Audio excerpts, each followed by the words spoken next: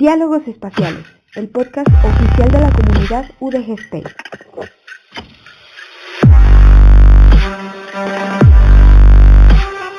Aportando un granito de galaxia a tu conocimiento.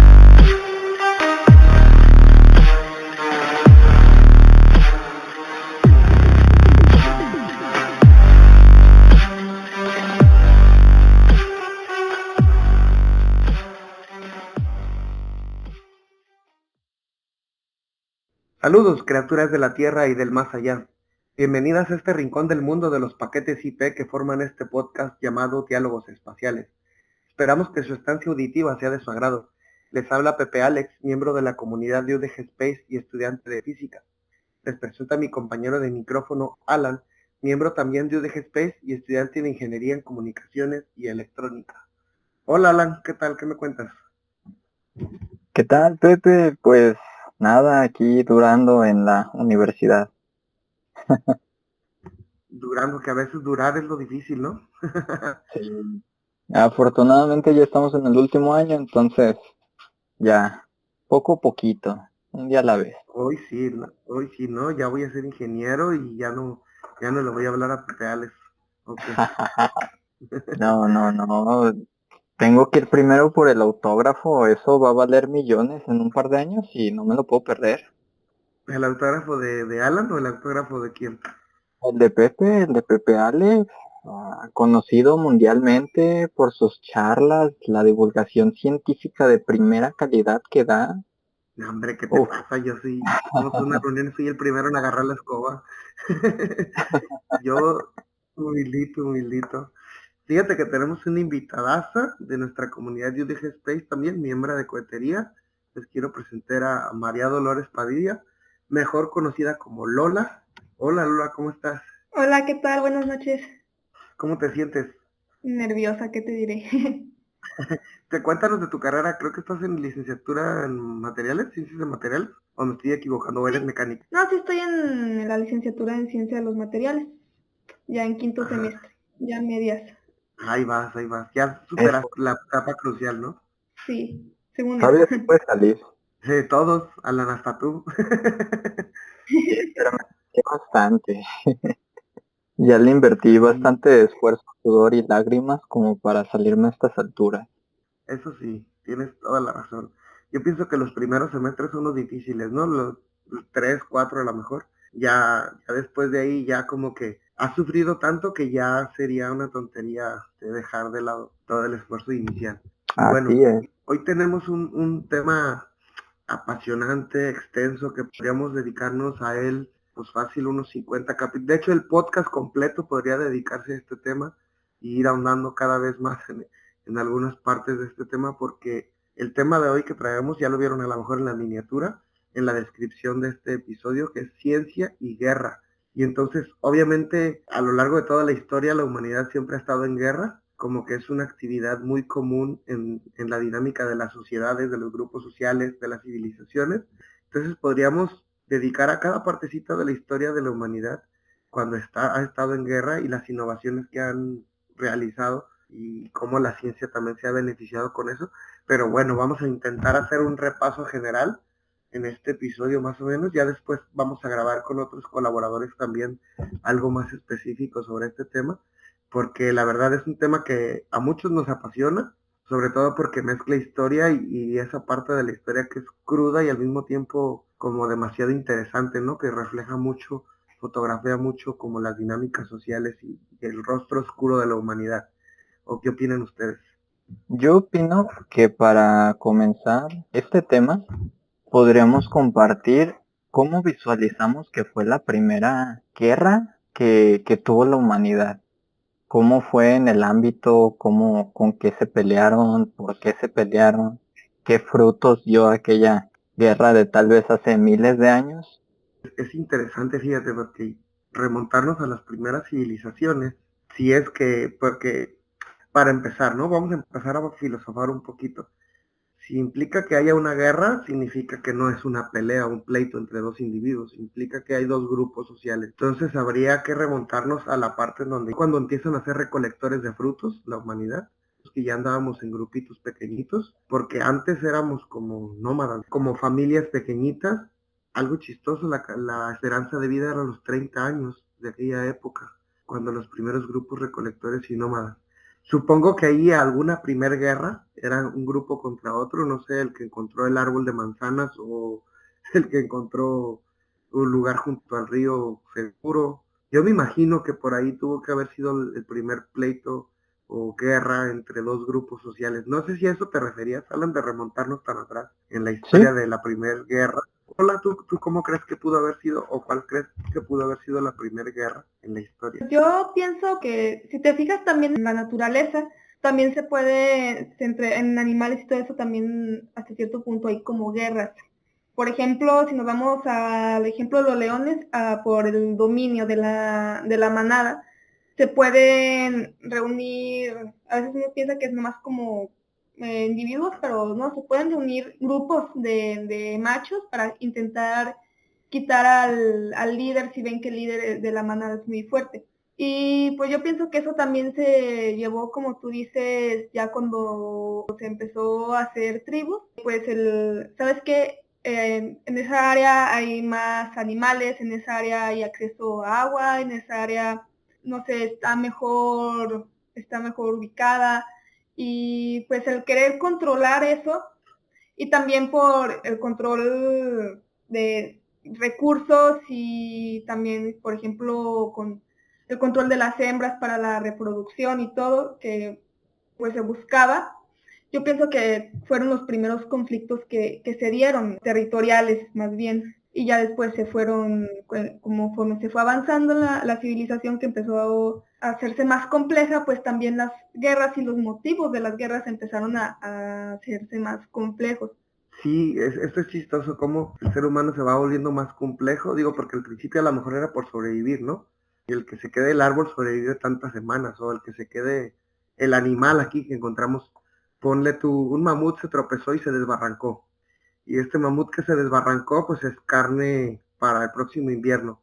Y la familia o el grupo o la tribu que se lo quede, pues es quien va a sobrevivir este invierno. Entonces supongo que estaba muy ligado en las primeras guerras a la supervivencia tal cual. Y sí, después se va haciendo tan complejo, tanto así que una guerra se puede hacer por supremacía de egos, ¿no? Como la Guerra Fría, el decir yo soy el que es capaz de ir a la luna, por ejemplo. Digo, me fui al otro extremo de una de las últimas guerras que tuvimos, que no fue ya tan violenta, pero sí fue una guerra marcada, cómo el ser humano se fue volviendo tan complejo. Y supongo yo que en esas primeras guerras de las que nos pregunta Alan, también hubo avances tecnológicos, a lo mejor no científicos, pero sí tecnológicos. A lo mejor el grupo que aprendió a pelear con piedras, a aventar piedras con bastante tino, a lo mejor ellos ya tenían una supremacía técnica con respecto a otros grupos. O si los primeros descubrieron el fuego, imagínate el poder que tenían sobre los otros grupos que no sabían qué era el fuego, pues obviamente tenían dominancia sobre los demás. A lo mejor, no sé, palos, flechas, lanzas.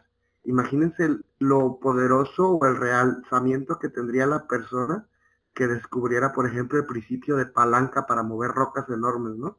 Con otro tronco. Sería como, wow, esta ciencia es casi magia. O no sé usted qué opinan con respecto a eso. Pues sí, y como dices, hay avances tecnológicos también en eso. A lo mejor los primeros fue como, pues más bien como, vamos a decirlo, la guerra contra la naturaleza, pues necesito cazar un mamut porque los humanos no tenían así como la capacidad de otros animales de atacar directamente. Si un humano se iba directamente contra un mamut solo con su cuerpo, pues no iba a terminar bien. Y las primeras, así como las primeras armas son, por ejemplo, la lanza y todo eso, que las necesitaban, como tú dices, al principio para sobrevivir. Necesito matar ese mamut, pero no puedo yo con mi fuerza.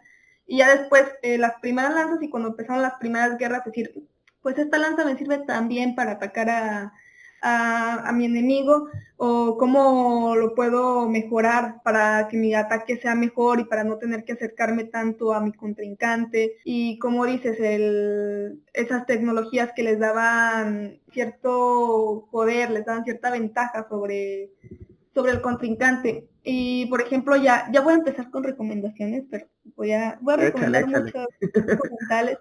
Hay un documental, película, cortometraje, no sé bien, porque es actuado, es como, no es como que que esté un señor ahí narrándote de, no, pues por aquí podemos observar, no, es como un documental más bien actuado, es francés, se llama En busca del fuego, y habla mucho de cómo eran las primeras civilizaciones, de las primeras tribus, en este caso neandertales, y cómo fue su primer encuentro con lo que eran los Homo sapiens y todo.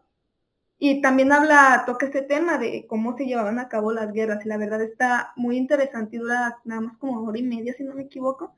Y pues ahí te hablan un poco de cómo mejoraban las armas, porque siempre la guerra ha sido algo que, pues como vamos a hablar pues durante todo este episodio, algo que ha acelerado mucho los avances científicos y tecnológicos, porque son cosas que se necesitan como para allá, es como el que el ejército o la guerra les dice, ¿sabes qué? Este avance que a lo mejor te va a tomar 10 años lo ocupo para mañana porque es algo que estamos necesitando para tener más poder sobre nuestros contrincantes. Oye, Lola, de casualidad de este documental, ¿te acuerdas cuál fue de las primeras armas que llegaron a utilizar y cómo las fueron evolucionando? Sí, pues las primeras pues la lanza, y luego, no sé, no me acuerdo cómo, la onda, sí, la llama, sino que le ponían la piedra al final como un pedazo como de cuero y con una soga la lanzaban. Ah, Fueron, la resortera, pero sí, como, más. algo como la resoltera. Ajá. Y ese tipo de cosas, y pues lanzar piedras y cosas más primitivas, ya después conforme se fue avanzando, por ejemplo, que entramos a la era de los metales, pues ya se empezaron con las espadas y todo, que esos ya eran, por ejemplo, las espadas ya no eran tanto como para cacería como al principio, ya eran un artefacto que se llevó exclusivamente para atacar a otra tribu, así como un arma especial de ataque, especialmente para la guerra. Ya no era tanto como de, pues esta arma me sirve para cazar, pero también puedo atacar, puedo usarlo en ataque. Y es como, no, ese era ya directamente con ese fin para atacar. Sí, yo quería, al principio del episodio yo decía, enfocaremos este episodio en cuanto a ética, en cuanto a por qué la guerra invierte tanto en ciencia y si es bueno o malo desde el punto de vista ético. Pero fíjate que qué bueno que empezamos por acá, por el origen de las primeras guerras y civilizaciones, porque nos puede ayudar a entender eso. Nuestra primera guerra, como nos decía Lola, fue precisamente contra la naturaleza, a sobrevivir. Incluso las primeras guerras contra los otros grupos también implicaba sobrevivir y cómo el que genera la mayor tecnología empieza a dominar. Y en este sentido es importante saber que la ciencia, en primera instancia, su primer objetivo, más allá de que nos logre llevar a comprender el universo, el primer objetivo de la ciencia es darnos dominancia sobre nuestro medio para sobrevivir mejor. Es decir, los últimos aceleradores de partículas, el objetivo final que tienen es facilitarnos la vida, descubrir cómo utilizar, por ejemplo, la cuántica, o sea, el DVD, el celular, lo que tenemos, gracias a la cuántica, los láser, implican eso, dominar un enemigo en común, y el enemigo es precisamente tener una vida con necesidades precarias, necesidades de transporte, necesidades de comunicación, etcétera. La ciencia, entonces, a pesar de que la guerra nos parezca el peor acto que puede surgir del ser humano, también es una respuesta ante lo que necesitó durante muchos siglos y mucho tiempo el ser humano para plantarse y sobrevivir, para quedar vivo. Siento yo, sobre todo al principio de nuestra historia social o de nuestra historia antropológica, tenía mucho que ver con sobrevivir, y aún ahora la guerra sigue existiendo contra el cambio climático, contra algún fenómeno natural, o sea, conforme se ha hecho más compleja la sociedad, las necesidades, se podría decir, las necesidades que tenemos como sociedad se convierten en el enemigo en común. A lo mejor la necesidad de energía más limpia, la necesidad de transporte más rápido, la necesidad de comunicarnos de manera más eficiente. Y si lo enfocamos así, creo que no caeríamos tanto en el debate ético. Sin embargo, hay mucho que pensar ahí, pues, en el sentido de que se llega a sentir uno culpable a la hora de entender cómo, gracias a la guerra, se ha financiado mucha investigación científica. Y ahora sí, si quieren por ahí iniciar con el tema en cuanto a un poquito ya más actual en cuanto a civilizaciones ya hechas y derechas. No sé si, por ejemplo, hablar de la pólvora o de cualquier otra guerra que por allá habíamos tenido. Alan, ¿ibas a hablar? Adelante. A mí me encantaría arrancar preguntándote, ¿cuánto más o menos tú te imaginas que ha sido el avance científico gracias a la guerra versus fines meramente por el bien de la humanidad, si lo queremos Fíjate, poner de esa forma? ¿Crees que son sí, 50-50, 70-30? fíjate que hacer ese análisis es un poquito más complejo de lo que parece y te voy a decir por qué. Siempre ha habido personas que intentan conocer el universo. Estaban los filósofos, los platónicos, los pitagóricos, estaban, o sea, todas las civilizaciones antiguas, la egipcia, la mesopotámica, todas tenían una suerte de, una serie de roles sociales que tenía mucho que ver los magos, brujos, sacerdotes o lo que sea, pero también dedicados al estudio de la naturaleza y del universo. O sea, iban muy de la mano la fantasía, la magia y la religión, el símbolo y el significado, con el descubrir el universo, con la ciencia y las técnicas. Por lo general los sabios también eran magos y también eran profetizos. Pero ¿a qué me refiero con esto? Con que cuando viene una guerra, no es que tú digas, ah, ahora esta persona que no sabe nada de ciencia va a investigar ciencia. No, lo que pasa es que la guerra lo que trae es dinero para que los que ya estaban avanzando en la ciencia por pura pasión de descubrir el universo, ahora lo hagan con fines prácticos en breve, con más recursos y con muchos ayudantes. En ese sentido, siento que sería difícil decir, es que el tanto por ciento es por la guerra y el tanto por ciento es por amor a la curiosidad y al conocimiento, porque todos los que han hecho avances para la guerra, tecnológicos y científicos para la guerra, también tienen curiosidad de ver cómo se desarrollan las cosas. El asunto es que, por lo general, el dinero que se necesita, los recursos que se necesita y la prisa que se necesita, por lo general lo ha hecho, como ha inyectado, pues ese recurso ha sido inyectado por los gobiernos cuando hay una guerra. Entonces, si te fijas, es bien difícil separar qué tanto se lo debemos a la guerra y qué tanto se lo debemos al amor a la ciencia. Porque si te fijas, por lo general son los mismos científicos que aman descubrir los que después son contratados por los gobiernos para que aceleren las investigaciones. Un ejemplo claro lo tenemos ahora con la pandemia. El virus se volvió el enemigo principal y se llegaron a estas vacunas basadas en ARN que tal vez si no tuviéramos una amenaza tan palpable y tan latente, hubiéramos tardado decenas de años porque no hay inversionistas, porque no hay personas para hacer pruebas, no hay tantos investigadores enfocados.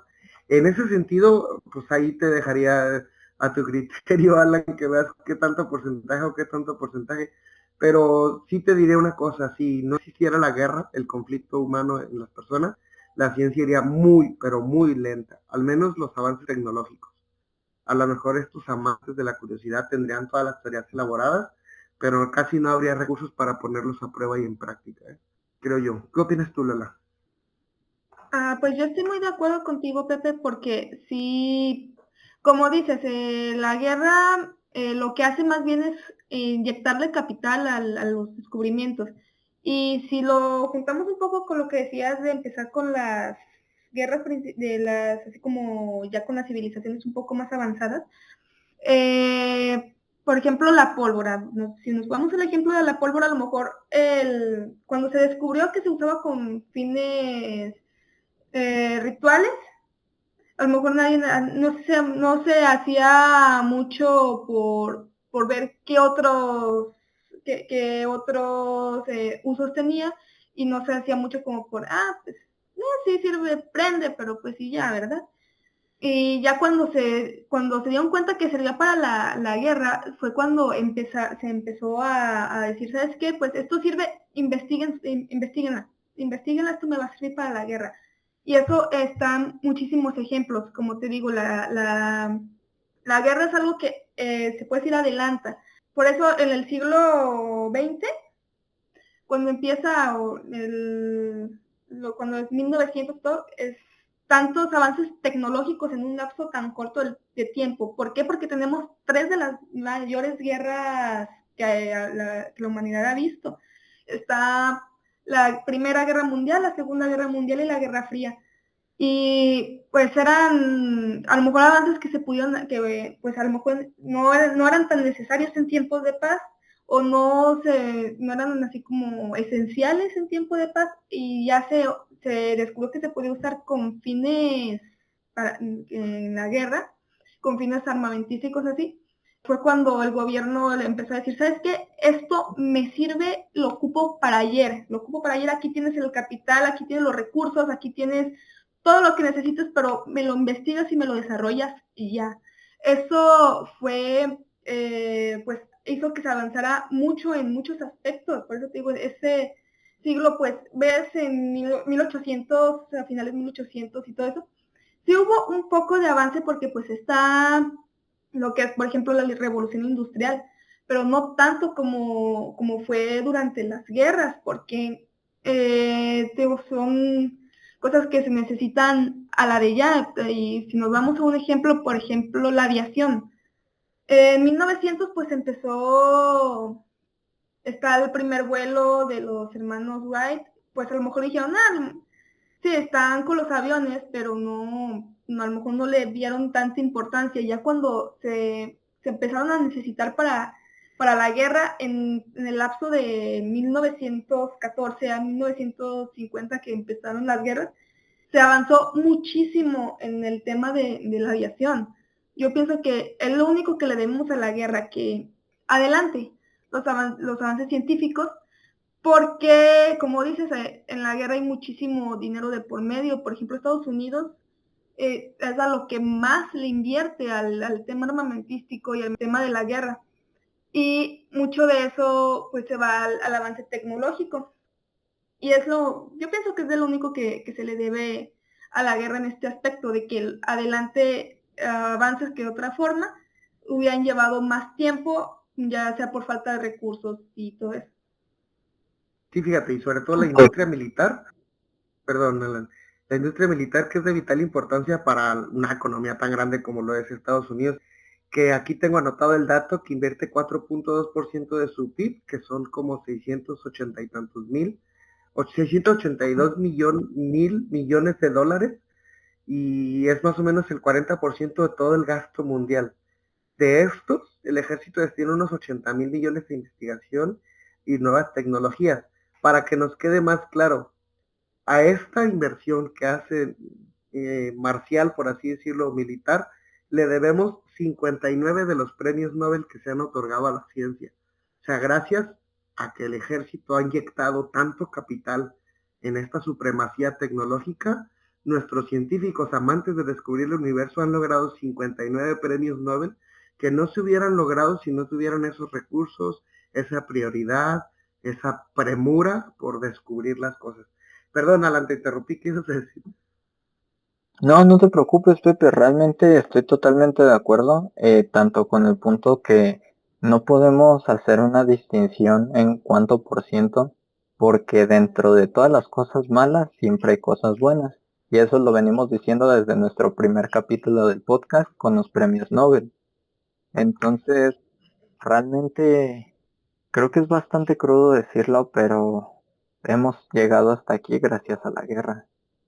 Sí, es bastante crudo y es una realidad que romantizamos, ¿no? El ser humano busca la paz, romantizamos.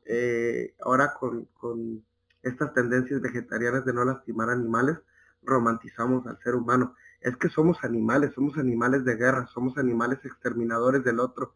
O sea, comemos animales, comemos especies. A veces no nos queremos ver así, queremos decir, somos los seres elevados que descubrimos el universo, que generamos espiritualidades, religiones, valores super altos. Sí, pero ahí no se te olvide que eres de carne y hueso, el que ocupa sobrevivir en este planeta. Entonces, en ese sentido, a veces nos hace falta más bien responsabilizarnos de decir, somos bélicos, somos exterminadores, ¿y qué podemos hacer para no destruir o no acabar por completo nuestro planeta? Porque mientras no aceptemos eso y vivamos en nuestra burbujita de somos seres iluminados y no le hacemos daño a nadie, pues nunca vamos a hacernos responsables de todo lo que en realidad generamos, ¿no? O causamos, creo yo.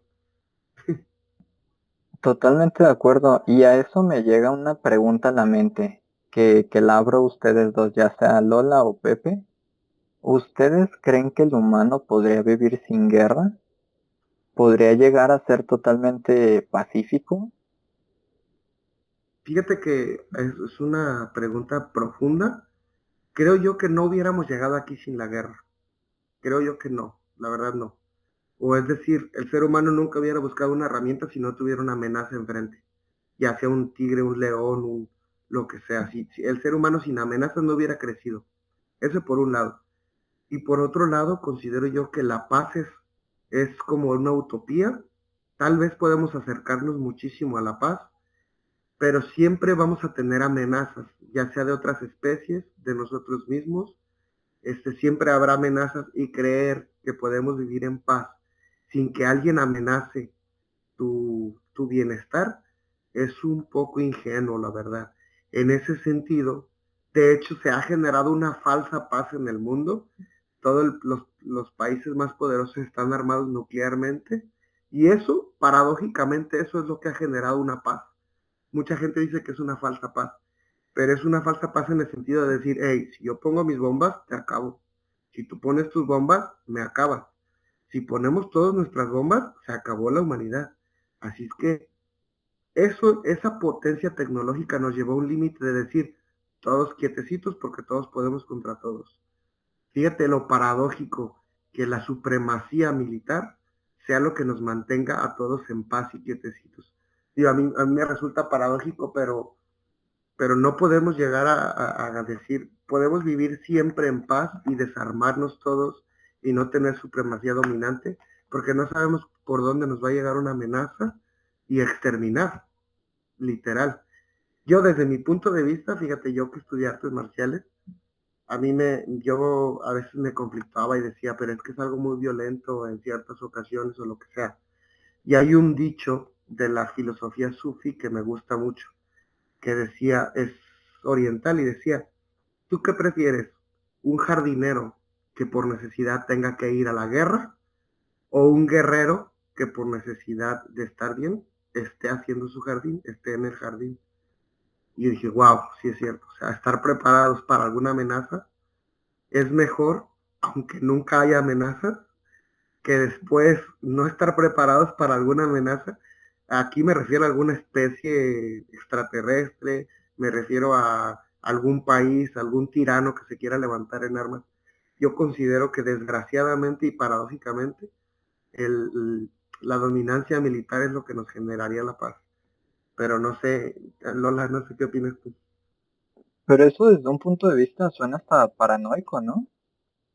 Sí, sí, pero si te fijas, la paranoia está justificada en que venimos de sobrevivir a lo largo de millones de años. O sea, es más, si no tuviéramos armas los seres humanos, ninguna arma. Imagínate tú que los cazadores y los policías y los militares, nadie tiene armas de fuego. ¿Cuánto tiempo crees que los leones de la jungla y los animales que buscan siempre dominar y extender dominios comiencen a acercarse y a ver que los humanos están desprotegidos? Bastante, bastante cierto, la verdad. Adelante, Lola, perdón por interrumpirte.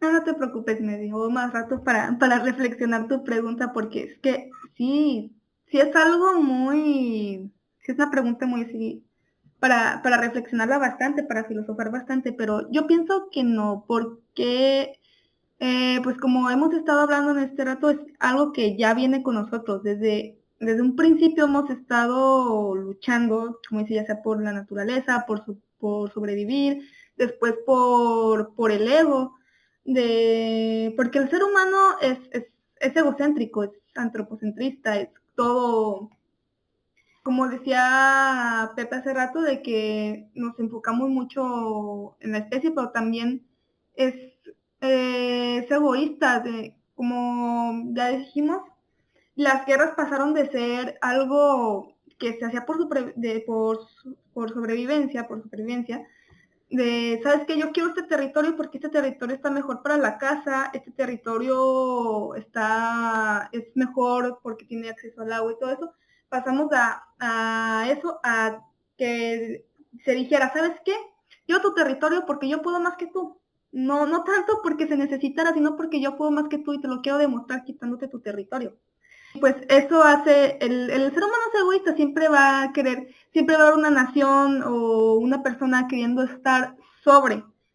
Y eso solo se puede conseguir muchas veces con la guerra. Lo vimos, por ejemplo, con Alejandro Magno, que todo lo que se le reconoce por lo de las conquistas que hizo y todo, porque siempre va a querer haber alguien encima de los demás, y porque también el decir vivir sin guerra sería vivir libres como de conflictos, y pues todas las opiniones siempre van a ser diferentes en todos los aspectos entre personas, entre culturas, entre naciones, y ya sea pues opiniones religiosas, ya sea opiniones políticas, y eso también conduce a la guerra. Ese choque de opiniones conduce a la guerra, y de otra forma sería pues que todos se pensaran igual o todos tuvieran las mismas opiniones, y pues va a ser algo que no se lograría tan fácilmente, ya sea porque pues no es algo que en verdad se pueda, y la única forma sería que unas personas con alguna opinión sometieran a otras, o las otras se quedaran así como, ¿cómo decirlo? Se me fue un poquito la idea. Como esclavizadas, ¿no? O sometidas a Sí, a un que se solo poder. sometieran a la opinión. Y eso también solo se lograría pues resolver ese tipo de conflictos con la guerra. Así que yo pienso que no se podría estar. Sería algo, como decían, muy utópico el decir, no, el ser humano puede vivir sin guerra, porque yo la verdad creo que no, por todos esos aspectos. No sé si me di a entender. Sí, sí, claro que sí. Y más que nada, a lo mejor podemos vivir sin guerra física, pero la guerra, por así decirlo, inconsciente o fría, la amenaza, pues, de saber que el otro puede igual que yo, a lo mejor eso es lo que nos puede mantener en paz. Algo chistoso, cuando uno es niño, cuando uno está chiquito y tiene muchos hermanos, los pleitos se dan mucho, ¿no? Los sopapos, no sé, las llevadas, la carrilla que decimos acá los tapatíos, nos llevamos mucho y lo que sea. Y conforme se va creciendo en edad, se pasa la adolescencia, ya se las piensan más los hermanos, no porque sean más grandes o porque sean más maduros, porque saben que el otro me puede responder con la misma fuerza o igual. Entonces ya hacer un pleito de esto ya es un poco más difícil. Y paradójicamente la fuerza física nos deja en paz entre hermanos de las llevadencias y todo eso. No sé si a ustedes les pasó, a mí me pasó en mi historia familiar, que ya nos pusimos en paz porque ya los golpes dolían de verdad. En ese sentido, pues. Excelente ejemplo. Honestamente, tanto el ejemplo de Lola con Alejandro Magno y este ejemplo que acabas de dar es simplemente el ejemplo perfecto de cómo hasta en la vida cotidiana el humano tiene que tener esta guerra, entre comillas, para definir que pues tiene tales límites. Sí, eso es interesante, fíjate, reconocer que tenemos límites y como que cuando llegamos a ese límite decimos ya. Es decir, si ahorita alguien inventa la teletransportación, imagínate que un científico invente la teletransportación. Ese gobierno y ese militar lo va a querer ya, de ya, y se lo va a adjudicar. Y el gobierno que tenga esa supremacía tecnológica va a dominar militarmente todos los demás, hasta que el bando contrario alcance y encuentre el modo de tener la misma tecnología. Y, también tú puedes, entonces ya nos ponemos en paz, porque yo podía más que tú, pero ahora también tú puedes igual que yo. Y en ese sentido, ¿Puedes? por eso cuando un gobierno está financiando mucho militarmente a otro y hay alguien que tiene la posibilidad de financiarse también es una defensa militar, pues empieza a inyectar, ¿no? Y se genera una carrera interminable de supremacía tecnológica y militar todavía hoy en día. Me acaba de dar un curso un profesor que estudia ciencias de materiales, recubrimientos con nanotecnología de materiales, de grafeno y cosas así, y su investigación era el 80% financiada por el ejército mexicano, porque les interesaba muchísimo este tipo de recubrimientos tecnológicos. En ese sentido, todavía vemos hoy cómo la supremacía hegemónica y geopolítica tiene mucho que ver con la potencia tecnológica y la potencia científica. Y en este sentido la ciencia siempre se va a ver apoyada o financiada en su mayoría por los gobiernos y por el ejército, creo yo, en aras de esa paz que se equilibra cuando dos potencias alcanzan un nivel límite. Creo yo, no sé si estoy entendiendo mal las cosas. Si alguno de nuestros escuchas tiene una opinión totalmente contraria, ojalá y nos lo puedan hacer saber. Ya saben que ya tenemos ahí un número de WhatsApp. Ahorita, si quieren, lo dictamos al final, pero, pero es interesante todos estos puntos de vista y también para entender por qué la ciencia es tan financiada por el ejército, ¿no? ¿Sabes qué es muy curioso, irónico y hasta contradictorio? Dime. Bueno, se supone que el ser humano se diferencia de los animales porque es el único capaz de razonar o pensar de la forma en la que lo hacemos. Pero esta manera en la que llevamos a cabo estas guerras, estos conflictos, tomando las palabras de Lola y tomando tus palabras, pues más bien se reduce a demostrar quién puede más o quién es el más fuerte, Sí, la verdad es que sí. Es igual que los animales. literal, tal Entonces, cual. tal vez no hemos evolucionado lo suficiente. Es chistoso porque, como te decía, tenemos esta idea romántica de que sí somos los evolucionados, pero al final seguimos fincando muchas de nuestras actitudes sociales y de vida en lo más básico, en lo más instintivo de sobrevivir, en ese sentido.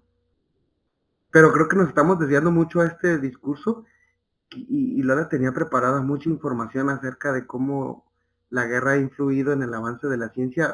A ver si Lola nos puedes comentar un poquito de estos tipos de Échala, avances. Lola. Pues sí, es que todo sirvió muy bien como introducción a todo eso, porque como dices, esto nos lleva el hablar de cómo este financiamiento, esta necesidad del humano de estar en guerra es lo que ayuda a llevar estos avances. Pues yo pienso que fue como la perfecta introducción para pues ya empezar a hablar de los avances que se llevan a cabo con este financiamiento. Y pues como dices, empezando un poco está la pólvora, que yo pienso que es de los, como un parteaguas en la historia de un antes y un después, porque la verdad fue un invento muy, muy importante y es muy curioso cómo nació todo. Nació por un accidente, estaba un alquimista intentando crear por otro de los eternos dilemas del humano, el querer llegar a la vida eterna. Él estaba buscando el elixir de la vida eterna, de la eterna juventud, y en eso pues mezcló químicos que no debía, o tal vez sí debía, como pues vamos a hablar, y pues fue cuando se dio cuenta que eso era explosivo. De hecho, hay muchas historias de personas que trabajaban con la pólvora que terminaban con sus casas o sus talleres quemados en el afán de mejorarla. Y fue, como les mencionaba, es de los mejores ejemplos de cómo la guerra hace que se avance más rápido, porque por muchos años fue solo algo ritual, es como, bueno, pues aquí tengo la pólvora. De hecho se usaba como para espantar espíritus, era para lo que la utilizaban. Eh, porque se pensaba que las pequeñas explosiones ahuyentaban a los malos espíritus. Y por muchos años solo fue eso, solo fue como algo ritual. Esto prende y si le agrego tal mineral, pues de otro color y se ve bonito. Pero el verdadero avance, cuando se empezó a de verdad investigar sobre esto, fue cuando se le dieron fines armamentísticos. Alguien puso pólvora en un de este bambú, la incendió, vio que salía que salía una llama y eso espantaba al enemigo, porque te imaginas estar en batalla y ver que hay un güey con un palo de bambú que lanza fuego y tú no sabes ni cómo se hace. Es como de, no, pues yo ahí no me meto, ¿verdad? Claro. Y de hecho, es, más bien eso lo dicen como del ancestro del lanzallamas, porque era lo único que hacía, solo lanzaba fuego, no se empezó a utilizar así como con balas de cañón, o sea, como forma como de lanzar algo ya hasta en Europa, a mediados del siglo, sí, del 13, soy malísima aprendiendo mis fechas. No te Y en Europa fue cuando alguien dijo, oye, pues ya hay una explosión, si ponemos un proyectil, tal vez si lo lance más fuerte y pueda causar más daño, además de espantar. Y fue cuando las primeras armas, pero empezaron a haber muchos problemas también con ello que acarreó que se fuera mejorando. Porque, pues, para empezar tenías que cargar el arma, tenías que llenarla de pólvora, poner el proyectil, incendiarla, la explosión, y además la explosión hacía que te diera, por ejemplo, un cañón, que fue de los primeros que se hicieron así como que lanzaran algún proyectil. Pues en lo que lo ponían la pólvora, lo cargaban, luego la explosión ya les había avisado al contrincante, al enemigo, dónde estaban, y pues en lo que volvían a limpiar los restos de pólvora del cañón, volvían a cargarlo y todo, ya había llegado el enemigo, ya les había dado en la madre, por así decirlo, en lo que hacían todo eso, y fue como de, bueno, necesito que esto sea más eficiente, hay que mejorarlo.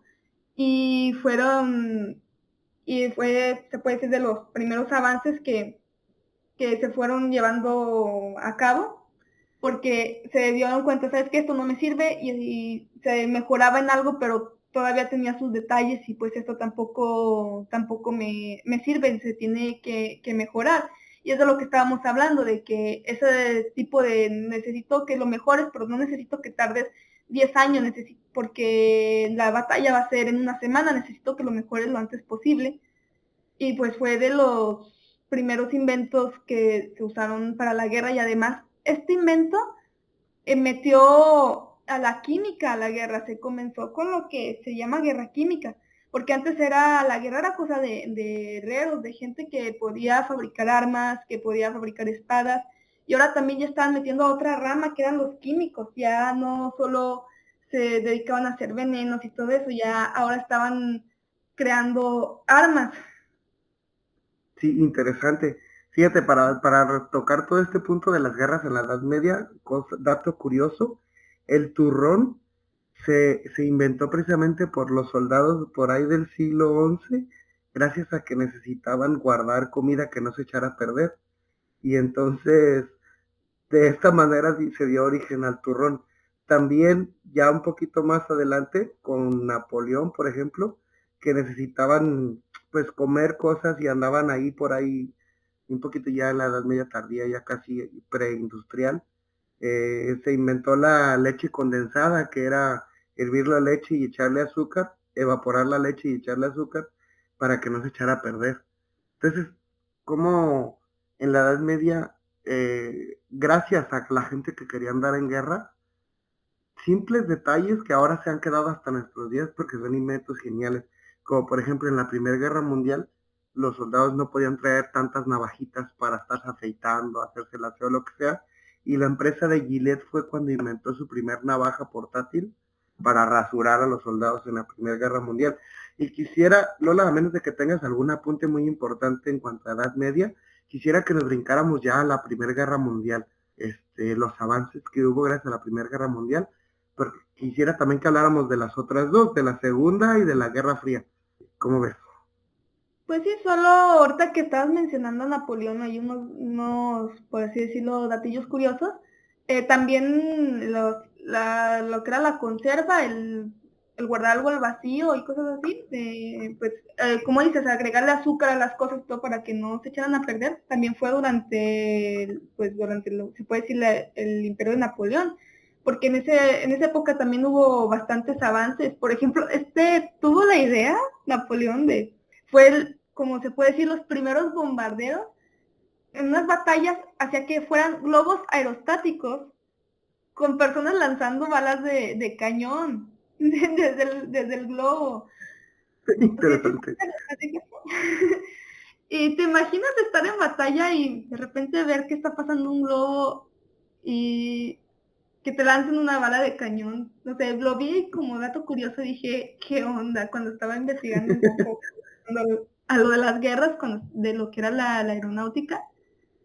Y Ajá. dije, qué loco con este tipo, tenía unas ideas medio random acá, Napoleón. Pero Sí, sí, era como, nomás como dato curioso, porque pues en sí en guerras pasadas, se puede decir, hubo algunos avances, no muchos. Por ejemplo, si nos vamos a la guerra de Crimea, pues es que eran guerras, pues, como dices, así como de unas guerras pequeñas que se llevaban entre ciertos países. Ya las verdaderas guerras fueron las mundiales, porque involucraban, pues, como dice su nombre, casi a todo el mundo.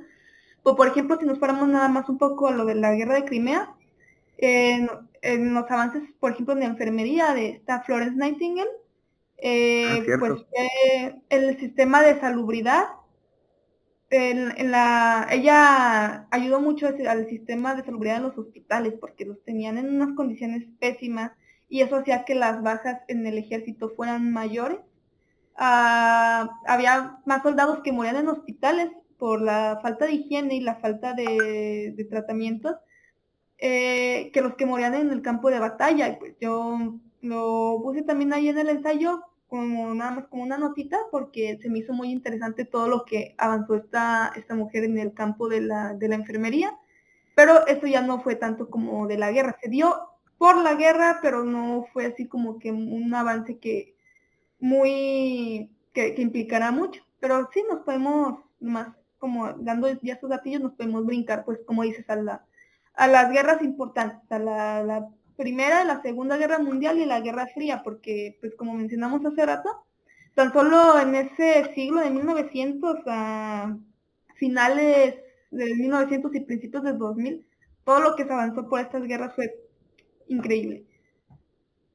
Sí, fíjate qué bueno que rescataste lo de esta enfermera, porque para llegar al concepto que hoy tenemos de higiene, pasaron esta enfermera y otras, ya después hasta que un científico le puso nombre y lo publicó, pero ya antes ellas ya tenían un protocolo establecido de, mira, aquí no se nos mueren tanto porque lavamos, porque separamos a los que tosen de los que están heridos, porque esto y el otro. No se tenía todavía el concepto de higiene bien establecido por parte de los médicos o de la medicina. Y este tipo de enfermeras, ¿me recuerdas el nombre? Florence Nightingale. Fueron importantes en la historia de la medicina precisamente por eso, porque bajó el número de mortandad en los hospitales. Sí, es cierto, gracias por recordarnos ese tema. Y en cuanto a la Primera Guerra Mundial, bueno, un poquito antes también en las guerras medievales y en la piratería también del Caribe y todo eso, la cartografía y los mapas tuvieron un impulso relevante gracias a las guerras precisamente marítimas. Ya después se implementaron esos mapas en el comercio, pero en un principio fueron fomentados también por los ejércitos que querían dominar el mar y por ahí empezaron la cartografía fue muy impulsada por los ejércitos, siempre ha sido impulsada, hasta hoy en nuestros días el GPS fue impulsado precisamente por, por las guerras, primero los mapas y luego la lectura de las estrellas en el mar y luego ahora actual el sistema de geolocalización empezó en la segunda, creo, ¿no? O desde la Primera Guerra Mundial. Creo que desde la segunda. Sí, interesante. Y en la Primera Guerra Mundial, Lola, ¿qué nos puedes contar en esa Primera Guerra que ya implicaba tecnología y ya implicaba varios países? Pues si empezamos por la primera, nos tenemos que ir con todo. Fue de las que más avances científicos llevaron estas dos guerras. Y pues si nos vamos como por puntos, estaría lo que vendría siendo, por ejemplo, si empezamos con la medicina, tan solo en el campo de la medicina tenemos a personalidades ayudando en los avances como lo fueron Marie Curie. Marie Curie ayudó muchísimo porque con los rayos X, otro avance que fue como que se llevó muy a cabo durante esta guerra, porque se necesitaban, pero eran aparatos gigantescos y a veces se necesitaban cerca de los campos de batalla, por lo mismo de que se necesitaba atender a las personas a la de ya. Y pues no se podía tener, aparte de porque era fácil que los destruyeran, eran demasiado grandes y no se podía tener tantos. Y Marie lo que hizo junto con su hija fue que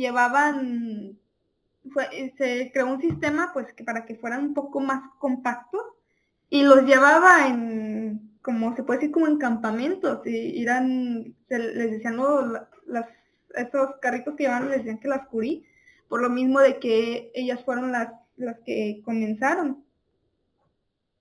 Y también aquí empezamos también un poco con lo de las transfusiones sanguíneas. En la Primera Guerra pues era algo también muy necesario, es como en la medicina, pues también la medicina fue un campo que se avanzó mucho durante las guerras, porque pues en todas las guerras hay heridos. Y pues tenían que salvar al mayor número posible porque eran bajas en el ejército y no quieres que se te estén muriendo pues pues no quieres que se te estén muriendo tus soldados. Y empezó lo que eran las transfusiones sanguíneas, y también el preservar sangre para transfusiones sanguíneas, porque a veces antes se hacía, se puede decir, de persona a persona, y no era algo que muy factible, porque pues si tienes una persona que necesita una transfusión a la de ya, no vas a estar buscando a ver quién es del mismo tipo de sangre y si puede donar, no puede donar, es algo muy, muy complicado. Y ya pues inventó un sistema, solo déjame ver quién había sido el médico. Alexis Carrel. Él fue así como él inventó un sistema en el que se podía guardar sangre para tenerla en el momento que se ocupaba, del tipo que se ocupaba, para hacer las transfusiones lo más pronto posible. Interesante. Otro avance que también se dio en la medicina a partir de estas guerras importantes o las guerras mundiales fue la quimioterapia, ¿no? El ataque del linfoma.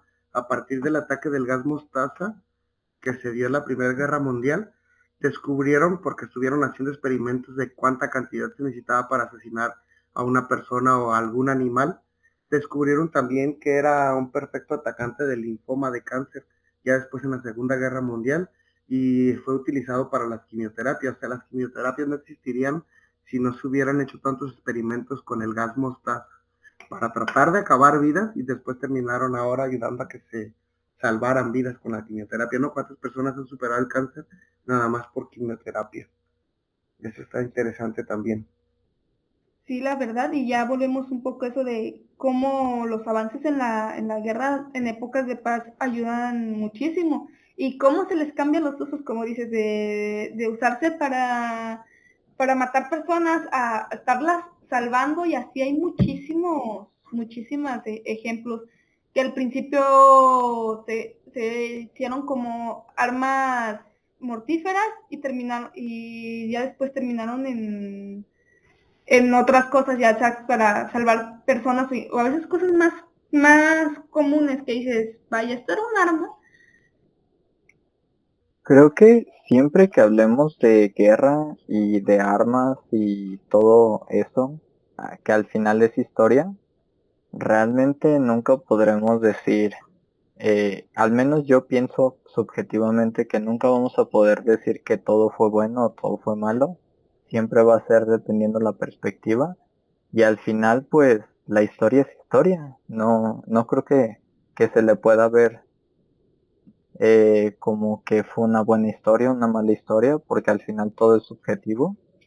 Pero me parece bastante interesante el gas de mostaza que estabas diciendo, Pepe. Ajá. Honestamente, ¿quién diría que un avance que realmente apoyó a tantas personas, pues mató a tantas también? Sí, es chistoso. Hay tantos avances que se han dado gracias a las guerras. Bueno, a que en la historia tuvimos guerras. Un ejemplo sencillito. La empresa norteamericana que se llamaba Kimberly Clark empezó a desarrollar, a estudiar plantas de algodón, celucotón o celulosa, para generar compresas de algodón que pudieran parar la sangre o las heridas de los soldados. Y esta empresa después terminó inventando los pañales y las toallas femeninas. O sea, cómo una necesidad en la guerra después se convierte en un servicio civil. Y en este sentido yo considero en lo personal que uno de los avances tecnológicos a los que se les inyectó mucho capital y le debemos muchísimo hoy en nuestra actualidad es al Internet, que en aquel entonces McLuhan, estando en la cabeza como se consideraba como una aldea global, poderse comunicar como de un lado para otro de manera más eficiente. Obviamente primero pasó por el teléfono, por los cables, después el wireless, ¿no? El radio. O sea, obviamente no significa que se hayan inventado para la guerra, sino que se avanzó muy rápido en hacer mejor señales de radio, mejores cableados, mejor comunicación. Y como decía, el ARPANET, por así decirlo, pues era un sistema de espionaje debido a la Guerra Fría.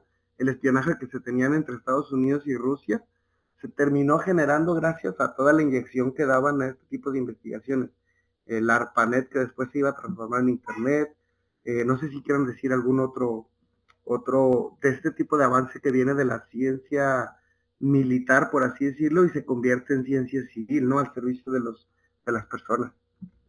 Qué bueno que tocas este punto y honestamente pues sí, tengo que decir cuál fue el invento, investigación que realmente le dio a conocer todo lo que estamos utilizando. Seguramente pues podrás recordar que en películas ya hemos hablado un poquito de esto, a lo mejor por el nombre de película de Código Enigma. ¿Te recuerda un Cierto, poco? sí. Sí, claro que sí. Volvemos a la Sí, Segunda háblanos, Guerra, platícanos, sí.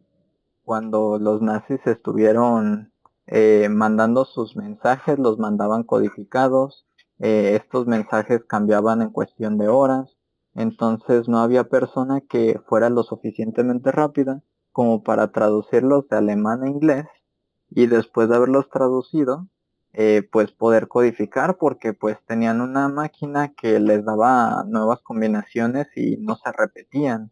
Entonces fue hasta que Alan Turing empezó a desarrollar una máquina, que no fue la primera, pero empezó a desarrollar una máquina que podemos conocer una de las primeras computadoras.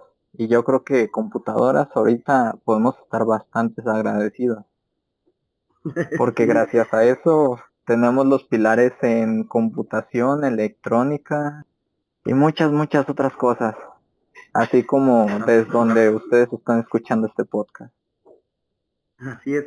Algo chistoso y con respecto a eso, por ejemplo, Heinrich Hertz, a quien le debemos también el nombre de la unidad de electrónica de Hertz, en 1880 inventó las ondas de radio, pero la verdad es que no fueron tan financiadas o utilizadas cuando descubrieron que las ondas de radio se podían lanzar contra objetos y localizarlos tal cual, fue cuando se empezaron a inventar los radares, por ahí de la Segunda Guerra Mundial. Con los radares detectaban si venía un avión o no, incluso se empezaron a implementar en los submarinos. Y estos radares, una vez terminada la guerra, son estos radares los que nos permiten después avanzar tan enormemente en las comunicaciones. O sea, algo chistoso que como la necesidad imperiosa de un invento para detectar un avión después nos iba a servir para estar más comunicados. De hecho, ahora todo el tráfico aéreo que se controla es gracias a estos avances en la Primera y Segunda Guerra Mundial, todo el financiamiento que se tuvo para descubrir cuando venía un enemigo, ¿no? Sí, totalmente. No sé si por ahí tengas algún otro dato interesante, Lola. Pues si empezamos, y qué bueno que los mencionaste, vamos a empezar con unos personajillos ahí que fueron muy importantes en la Segunda Guerra, nos guste o no, porque como dijiste tú, no se puede ocultar la historia, porque quien no sabe su historia está condenado a repetirla. Y vamos a hablar de la Alemania nazi, Uf, porque no se puede hablar de la Segunda Guerra sin hablar de Hitler y su séquito. sí, así es, cuéntanos. Porque hay muchos avances, muchísimos avances que se le deben a ellos, desde cosas tan sencillas como el refresco Fanta, que fue creado por una necesidad de los soldados durante la Segunda Guerra, porque Estados Unidos le prohibió a la Coca-Cola que le vendiera refrescos a Alemania. Y pues los soldados querían refrescos y se creó a pedido de la SS, se creó la Fanta, que paradójicamente terminó siendo de la Coca. Así que Bueno, que todo termina siendo de la Coca en algún punto de la historia. sí, ojalá y algún día también para que nos patrocinen. Sí, estaría bien. Y te digo, desde eso hasta cosas como el primer objeto que llegó al espacio, el misil B-2, fue el primer objeto que sobrepasó la atmósfera y llegó al espacio. Y todo eso por una necesidad de llegar del alcance que necesitaban ellos, porque querían ser capaces. El B-2 nació porque Alemania quería ser capaz de lanzar misiles desde Alemania que llegaran a Londres. No tanto porque quisieran llegar al espacio, querían darle su madre a Inglaterra. Sí, de hecho, perdón, deja que te interrumpa poquito. El padre de la cohetería y quien iba a ser un impulsor en la NASA después para llevar los cohetes a la Luna, los Apolo, las misiones Apolo, fue un refugiado de la Alemania nazi.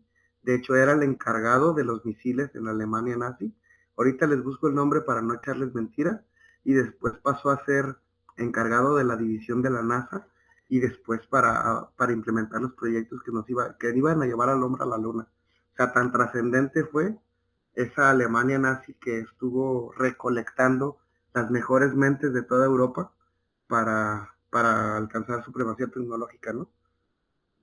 Y sí, es que Alemania eran otra cosa. De hecho, otra recomendación, en la nueva película del estudio Ghibli que se llama El viento se levanta, es un muchacho que quiere ser ingeniero aeronáutico y es durante la Segunda Guerra, y habla de todos los avances de la aeronáutica que tenían los alemanes, porque eran un referente. Y pues tenían también muchas marcas famosas. Por ejemplo, me da risa cuando dicen de eso de nunca le preguntes a una mujer su edad, a un hombre su salario, y a las empresas alemanas que hacían entre 1930 y 1939, porque empresa alemana que estuvo en esas épocas, empresa que ayudó al gobierno nazi. Pues ya ves, la Mercedes les creó el Volkswagen, el auto del pueblo, porque Hitler quería que su pueblo tuviera un auto barato, un auto eficiente que pudieran estar utilizando. O incluso cosas más banales como que Hugo Boss les diseñaba a los altos mandos del ejército sus trajes. Eso es interesante, sí. Y sí, es como se vestían de marca, porque tenían mucho apoyo, aunque ya ahorita no tanto, ya pues es nulo el apoyo hacia ese tipo de ideologías. En su tiempo tuvieron mucho apoyo de muchísimas partes, y deseándonos un poco, por ejemplo, si nos venimos aquí a Jalisco, no sé si ubican al doctor Atul. Claro. Él tiene un libro que se llama Política Nacional, Política Internacional, donde abiertamente expresa su apoyo hacia la ideología del Partido Nacional Socialista. De los nazis, sí. Y cosa interesante, ahorita que tocas eso, justo cuando acaba la Segunda Guerra Mundial, hace algunos meses, el New York Times publicó que se hizo de una copia, ahora que están liberando archivos, que se hizo de una copia del archivo del gobierno de los Estados Unidos, y publicaron fácil un documento con 600 páginas donde se revela que varios funcionarios estadounidenses que recibieron un cometido de reclutar a científicos que venían del alemán nazi, bajo la orden del presidente Harry Truman, de que supuestamente los necesitaban para acá. Un ejemplo es el que les decía hace rato, que se llama, aquí tengo el nombre, Arthur Rudolph, un ingeniero que acabó desarrollando el poderoso cohete Saturno, propulsor del primer vuelo tripulado de Estados Unidos a la Luna en 1969. por ahí del 84 se regresó a Alemania, después de haber sido acusado de que había sido miembro del partido nazi y todo eso, pero, o sea, por ejemplo, el otro es otro de los casos interesantes es Otto von Bolschwing, espero que se pronuncie así, que después lo convirtieron en agente de la CIA porque tenía muchas conexiones con los alemanes y con los rumanos y estaba trabajando con Adolf Eichmann, el alto cargo de la Gestapo de por allá.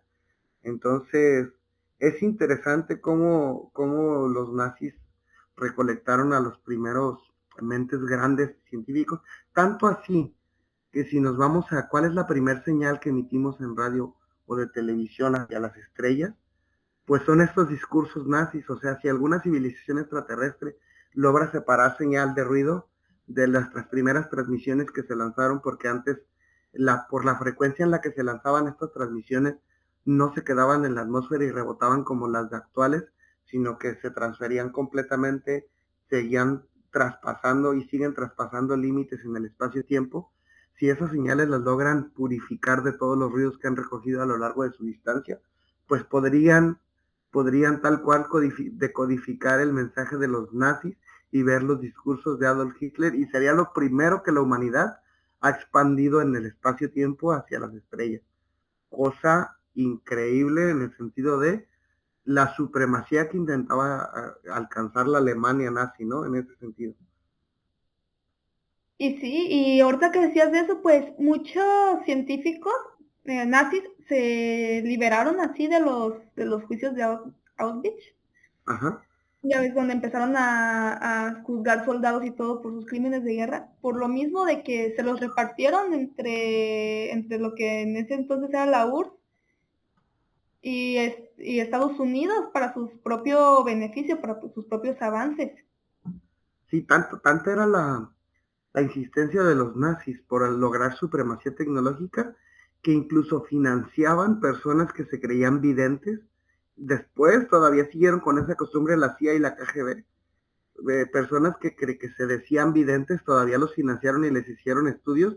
De hecho, hay estudios científicos rigurosos sobre el espiritualismo y la hablada de los muertos, la ouija, el satanismo, porque los nazis sí investigaron esos temas como diciendo, a ver, si podemos traernos a los demonios de nuestro lado, si podemos traernos los espíritus de los muertos de nuestro lado, lo vamos a hacer.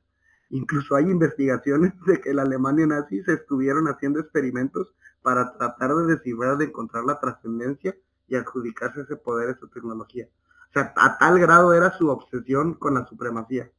Eso a mí me sorprende muchísimo. O sea, cuando hemos visto que algún gobierno quiera financiar tanto un experimento así, ¿no? Ahora en nuestros días. ¿Qué mentalidad? Sí, una mentalidad dominante, ¿no? Súper estricta. Tal vez dominante, pero honestamente, de cierta manera, si lo planteas así, creo que es incluso hasta una mentalidad más avanzada de la que muchos países tienen en este momento. Sí, claro, y no, y En el fin de la ese segunda, punto nada más, en lo demás pues no.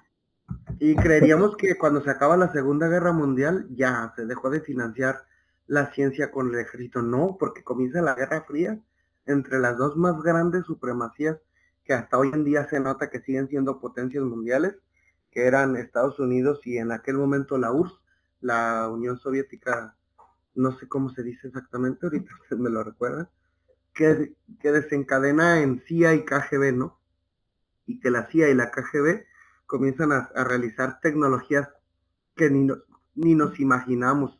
Estudios financiados de rayos X, de láser, de rayos gamma, experimentos genéticos, experimentos de espionaje, financian la óptica, las cámaras, las videocámaras, los micrófonos, electrónica, financian tecnología, nanotecnología, trajes nanotecnológicos, prácticamente todo lo que vemos como ficción en las películas del 007 son un reflejo de la realidad de lo que de verdad financiaba la KGB y la CIA para tratar de obtener como esa supremacía en cuanto a espionaje y lo que más ha logrado la humanidad en cuanto a tecnología, que es ir al espacio, ir a la luna, en tan poco tiempo, pues obviamente porque se inyectó tanto esta carrera, ¿no? Por conquistar el espacio de Rusia y por un lado y de Estados Unidos por otro. Algo interesante. Cosa que no se va a retomar hasta nuestros días con estas empresas privadas en donde empiezan a ver la minería espacial como una opción de recursos y el salir de este planeta y conquistar otro. Hasta ahora en nuestros días no se había inyectado tanto en tecnología espacial como en esa época se inyectó. Solo por lograr supremacía y decir yo puedo más que tú. Eso es súper loco. No sé si les quieres decir, Lola, algo más de la Guerra Fría o de los alemanes en la Segunda Guerra Mundial. Pues nomás retomando un poquito eso que dices de lo que también financiaron investigaciones sobre ocultismo y todo eso. Hitler era bien supersticioso, el güey era supersticioso con madre. Pues de hecho ya ven que la SS que tenían en los trajes eran runas, y eran Sí, runas de protección. sí sabía. Sí, como dices, nomás retomando un poquito de eso también de lo de la supremacía racial que querían, muchos avances, si nos vamos un poquito por lo médico, muchos avances que tenemos ahorita en el área de la genética, fue por un güey que no se salvó de los juicios de Auschwitz. Dicen que hasta cierto punto sí, porque se supone que se murió, pero muchos piensan que lo mandaron a Argentina, ya es que Argentina era un refugio de nazis después de la Así es. Segunda Guerra. Y es Mengele, no sé si se pronuncia así, no sé cómo se Sí, pronuncia en alemán. Él estaba obsesionado con el tema de la supremacía blanca y hizo muchísimos experimentos con respecto a eso, y también estaba obsesionado con los gemelos. Con la genética de los gemelos hizo experimentos horribles en los campos de concentración, pero muchos avances en genética, e incluso creo que algo del desciframiento del ADN y todo fue por lo que él hacía, pero lo que hacía era horrible. De hecho, tomaba niños e intentaba hacerlos arios, por así decirlo, les inyectaba cosas en los ojos para ver si les podía hacer los ojos azules, o ver si les podía cambiar el tono de piel, por esa obsesión que tenían de la raza aria como raza superior. Y es que si te fijas, casi todos los avances científicos de la época nazi, todos tienen un detrás muy oscuro. Hay muchos avances científicos que no fueron precisamente hechos por ellos, que su fin era otro, pero en especial ellos, muchos de los avances que tenemos de ellos tenían fines que dices, güey, qué enfermo, qué enfermo por eso. Por ejemplo, ahorita que vamos a empezar a hablar de la Guerra Fría, y como te mencionaba, de que el primer objeto en cruzar lo que pues era la línea de la atmósfera, de que llegar al espacio, no fue porque quisieran llegar al espacio, era un arma de guerra, era un arma de destrucción masiva. Ya después nos ayudó nos ayudó, como dices, a llegar a la luna y a llegar al espacio, pero fue con el fin de destruir, con el fin de matar personas. Y fue pues algo de lo que estamos hablando hace rato, de qué tan ético es usar ese tipo qué tan ético es usar ese tipo de inventos, ese tipo de experimentos, sabiendo del fin que tenían, o sabiendo todo lo que hay detrás para llegar a eso. Se puede llevar un debate de todo lo ético, de qué tanto se puede medir la ciencia con ética, pero pues eso ya sería irnos por otra parte, que también es muy extenso el tema. Sí, y muy interesante. Fíjate, me hace recordar al proyecto MK Ultra de la KGB. No sé si escucharon de ese. Digo, ya me adelanté un poquito de cuanto a los nazis, a la Guerra Fría entre la CIA y la KGB, entre Estados Unidos y Rusia, o la URSS, pero me llama la atención porque en los experimentos de MK Ultra, de verdad deschavetaron a las personas. Les metían químicos, les metían psicodélicos, querían expandir su visión, querían expandir su fuerza física. O sea, a partir de ahí surgieron varios asesinos seriales que les deschavetaron completamente su funcionamiento moral, su límite moral y su cerebro. Y también, gracias a estos experimentos tan crueles, también como los experimentos que hacía la CIA, se generaron unas figuras tan importantes. No sé si ustedes han oído hablar de ellos, pero por ejemplo en Rusia está la figura de Vitaly Kaloyev. Vitaly Kaloyev llegó a odiar tanto esos experimentos que empezó a tumbar aviones, literal empezó a tumbar aviones y a poner bombas en los aviones porque él estaba totalmente en contra de este tipo de experimentos que se le hacían muy antiéticos. Y por acá en Estados Unidos tenemos el caso famoso de un matemático que hizo que se avanzara mucho en la investigación de la geometría de Riemann, riemanniana por así decirlo. Era un matemático, después se convierte en un bombardero de universidades y de laboratorios, al que tal vez han visto la serie de Netflix que se llama Una Bomber, e incluso hace un manifiesto y logra con amenazas de bombas, logra que los periódicos importantes de aquel entonces, bueno, todavía siguen siendo, el New York Times y otros, publiquen su manifiesto en donde está totalmente en contra de los experimentos tecnológicos, totalmente en contra de los experimentos que hacía la CIA, y empieza tal cual a bombardear universidades de Estados Unidos. Es uno de los asesinos seriales bombarderos que fue más buscado. Después lo atraparon y eso, pero como personas que en un principio buscaban como entender la naturaleza humana, entender la naturaleza del cerebro, entender los límites de la potencia física que tiene cada ser humano o entender el universo, cómo llega el ejército y por esta presión de no quiero los experimentos ya y cálate con humanos, no le hace, te presto tantos, te presto esto, lo otro, te doy dinero, intenta investigar pronto y de buenas a primeras, cómo generan que este tipo de figuras se conviertan en enemigos, o, ¿cómo se dice? Antrófobos, por así decirlo, en enemigos completamente de lo que ahora nos representa lo que significa un humano, un ser humano, una persona. Se convierten en asesinos seriales o en enemigos públicos literal o enemigos de la ciencia y la tecnología por este dilema que nos dice Lola de cómo también a veces la ciencia se ha hecho avanzar a través de experimentos bastante dudosos en cuanto a su ética. Cabe mencionar que poco a poco y hoy en nuestros días los experimentos ya no se hacen con seres humanos, sino hasta una tercera, cuarta etapa en cuanto a los de medicina. Primero se experimenta con animales y también hay un debate importante sobre el tipo de animales que se pueden usar.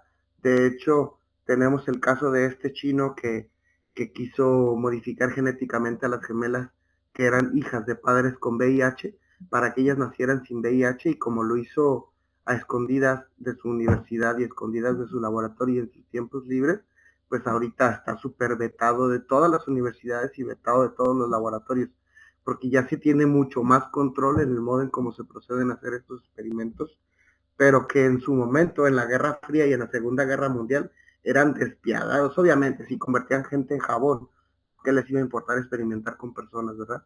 Para avanzar la ciencia y la supremacía militar. Es un tema bastante escalofriante, la verdad. La verdad que sí, sí he escuchado un poco de ese experimento del Mecha Ultra. De hecho, voy a seguir con recomendaciones. Hay un episodio de un podcast también que se llama Leyendas Legendarias, que hablan más así como de Sí. temas como de asesinos y todo eso. Y hablan sobre ese, y también mencionan dicen una frase que digo como de, pues sí es cierto, dijo, lo que estamos sabiendo, dijo, lo que sabemos ahorita los experimentos y todo eso, es lo que ya salió a la luz. ¿Qué otras porquerías no hicieron que siguen ahí ocultas en los archivos? Es lo que Sí, nosotros claro, sabemos, lo que sí. quieren dar a conocer. Y sí, como dices, hay muchos experimentos, como hay otro que también tiene, creo que también tiene una serie o película en Netflix, no me acuerdo, que lo que hicieron fue meter a 14 personas a una cárcel, así como 14 personas que al inicio, pues, más así como dijeron, pues vamos a hacer un experimento sobre psicología, porque también la psicología tiene sus Su experimentos historia medio, oscura, sí. ¿sí? Querían ver cómo el poder corrompía, que el poder, ese sentimiento de poder puede corromper a cualquier persona. Y los dividieron. Eran 7 guardias y siete presos. Y también llegó un punto de que ya después de unos días de experimento, los que eran de guardias empezaron a comportar bien prepotentes y comenzaron a tratar mal a los que eran presos y todo. Y también a los que estaban como presos les quedaron unas secuelas horribles de por cómo los trataban y todo eso, y pues en ningún momento nadie detuvo nada. Sí, nadie. Un ejemplo simple de lo del proyecto de MK Ultra, o sea, a grado de tenían una persona encadenada y le dijeron que ya lo iban a matar. Literal le dijeron, tú ya te vas a morir. Y lo que hicieron para saber a qué grado llegaba el control de la mente sobre el cuerpo, le vendaron los ojos completamente y le hicieron un corte en la muñeca, como si fuera a desangrarse. Evidentemente era un corte con una laminita delgadita, no se iba a desangrar, de hecho se le costrizó en 5 minutos, pero le pusieron un gotero justo en la herida, un gotero de agua, y él solo escuchaba el sonido de las gotas, que caían primero rápido, toc, toc, toc, toc, toc, toc, toc, y luego tenían una pausa a lo largo de horas, iban toc, toc, toc, toc, y conforme se distanciaba más el sonido de la gota, era gota de agua, que él sentía que caía de su muñeca, que él pensaba que era su sangre. Conforme se distanciaba más la gota, su corazón se iba deteniendo, se iba deteniendo, se iba deteniendo, hasta que falleció por paro cardíaco, porque él creía que ya no tenía sangre, cuando las gotas se distanciaban unos 15, 17 minutos cada una en caer.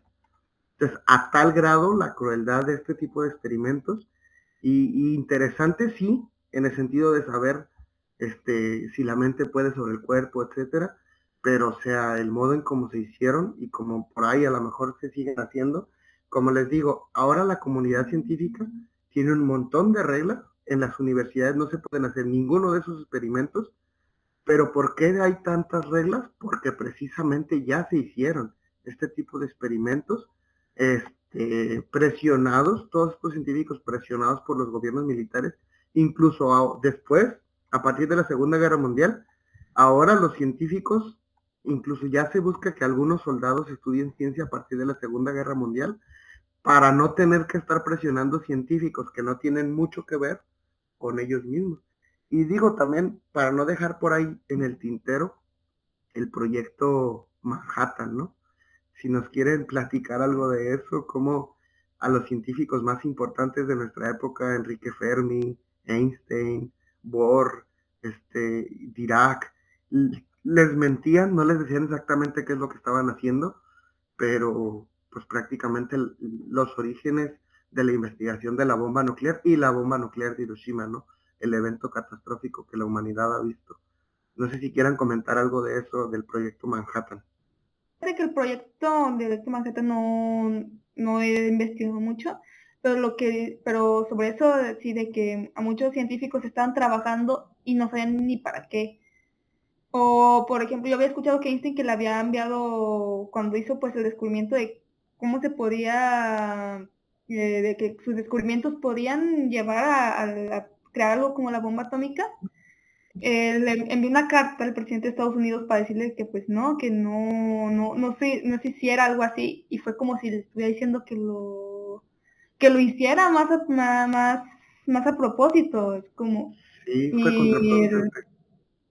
sí, y como dices, cómo obligaron a cambiaron sus ideologías, a veces obligándolos, a veces mintiéndoles para que llevaran a cabo algo así, que como dices, después desencadenó en Hiroshima y en Nagasaki, que fueron pues eventos horribles, fueron los acontecimientos horribles de en la Segunda Guerra y más, porque si no me equivoco, cuando lanzaron la segunda bomba, Japón ya había firmado su rendición y solo lo Sí, hicieron por probarla. Digo, ya se había rendido Japón, ¿cuál era la necesidad de lanzarla? Y aún así lo hicieron. Terminar de destrozarlos. sí, esas son partes súper oscuras de Prema- la historia de la humanidad. Y lo que decías de este sí había escuchado yo, por ahí leí algunos escritos de la Casa Blanca. Ya ven que después de 50 años se liberan ciertos documentos que estaban encriptados o lo que sea, o codificados o guardados o clasificados. Entonces, donde el presidente en turno estaba todavía dubitativo si seguir apoyando el proyecto Manhattan o no, y cuando recibe la carta de Albert Einstein donde le dice, por favor, no sigas adelante con este proyecto, el presidente automáticamente toma esa carta como decir, quiere decir, si Albert Einstein tiene miedo de que siga con el proyecto, quiere decir que vamos por buen camino, quiere decir que sí es posible o sí es viable este proyecto, es decir, que sí vamos a generar un arma la más potente que ha existido en la humanidad. En ese sentido, fue contraproducente, pero después Albert Einstein se juntó con varios científicos y estuvo haciendo manifestaciones, estuvo haciendo mucho movimiento político para que no se hiciera, y después de estos trágicos eventos de Hiroshima y Nagasaki, se comienza con la firma de los tratados estos, ¿no? Donde empiezan el desarme nuclear y donde solo se saben exactamente, supuestamente, todos los gobiernos saben quién tiene qué armas y se empiezan a repartir ese tipo de poder. Y por eso digo yo que hoy la paz que hoy sentimos, una falsa paz, está cimentada prácticamente en la potencia de la energía nuclear, de las bombas nucleares, por así, porque déjenme desmentir, no toda la fusión nuclear es tan peligrosa como creemos. Está la fisión y la fusión. Y aún la fisión, hoy hay tecnologías para contenerla. Les quiero recomendar otra vez la cuenta de Operador Nuclear, que hace mucha divulgación sobre la fusión nuclear, porque si seguimos con este tipo de energías, o sea, la de solar y la eólica no son suficientes y algunas otras no son suficientes para paliar el cambio climático, aunque dejáramos el petróleo ya hoy. Entonces sí va a ser importante que le echemos la vista a la energía, a la fusión nuclear, incluso a la fisión nuclear. Y bueno, apenas hace como 15, el 20 y tantos de enero, anunció el tokamak o en el ITER, ya les había comentado en el otro episodio, un nuevo récord de confinamiento inercial. ¿Qué hacen este tipo de experimentos? Agarran agua literal del mar y tratan de fusionar, no fisionar, fusionar los núcleos de hidrógeno y generan la misma energía que generaría el Sol. Obviamente ahorita es muy caro hacerlo, dura unos microsegundos y es muy caro hacerlo, pero algún día será económico. Y esto es muy diferente que una bomba nuclear. ¿Por qué? Porque si se te va la luz o te fallan las cosas, simplemente no se fusionan. Fusionar es unir y fisionar es cortar, partir. La bomba nuclear lo que hace es eso, parte núcleos enriquecidos de plutonio o así, es decir, los desmorona y se genera una reacción en cadena incontrolable. Pero la fusión no, la fusión une y en esa unión se genera energía, se libera energía que se puede utilizar. Si algo falla, pues deja de unir cosas y no pasa nada. Por eso se está tratando de invertir muchísimo dinero en este tipo de energías.